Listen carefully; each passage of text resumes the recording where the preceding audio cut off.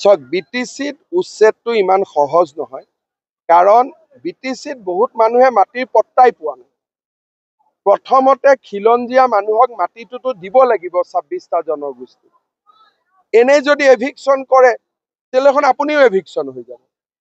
এতিয়া অসমত আমি কেতিয়া এভিকশ্যন কৰিছো? প্ৰথম বসুন্ধৰা আঁচনি আনি আমাৰ মানুহখিনিক মাটিৰ পট্টা দি তাৰ পিছতহে উচ্ছেদ। এতিয়া যদি BTAD ডাইৰেক্টলি উচ্ছেদ কৰে তেতিয়াহ'লে দেখোন কোচ, কলিতা, ৰাভা, বড়ো, আমাৰ গোৰ্খা, হিন্দীভাষী, আদিবাসী, বঙালী চবেই এভিকশ্যন হৈ যাব। দোষ কি? কাৰণ মাটি এতিয়ালৈকে তেওঁলোকৰ বিচমুটাৰি শেষেই হোৱা নাই। যেতিয়া প্ৰক্ৰিয়াটো শেষ হ'ব, সকলো মানুহে মাটিৰ অধিকাৰ পালে তেতিয়াহে আপুনি ক'ব পাৰিব যে এইখিনি মানুহক উচ্ছেদ কৰক। গতিকে BTADত প্ৰথম কাম হ'ল মানুহক পাট্টা দিয়া, দ্বিতীয় কাম এভিকশ্যন।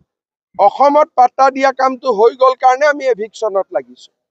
গতিকে চব বস্তুৰ সিকুৱেন্স আছে, প্ৰণালীগতভাৱে আগুৱাই যাব লাগিব। এইটো ইমোশ্যন আৰু আৱেগৰ কাম নহয়।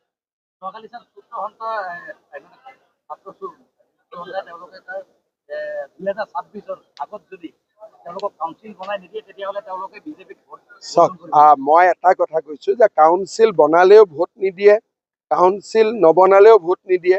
মানুহে ভাল পালেও ভোট দিব, ভাল নাপালে ভোট নিদিয়ে।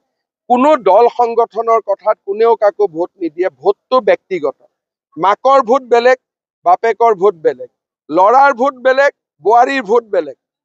কিন্তু সূত্ৰধাৰ সমাজখন পিছপৰা, কাউন্সিল লাগে, তাত মই সমৰ্থন কৰো। কিন্তু এইটোৰ লগত ভোটৰ কোনো সম্পৰ্ক নাই।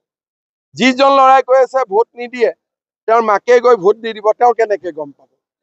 সেইকাৰণে ভোটটো ব্যক্তিগত বিষয়। মই নিজেও নাজানো মোৰ ল'ৰা ছোৱালী একেলগে গাড়ীত যাব, কাক ভোট দিছে ধৰিব নোৱাৰে। আৰু বাহিৰত ওলাই আহি চবকে ক'ব যে তোমাকে ভোট দিলো বুলি।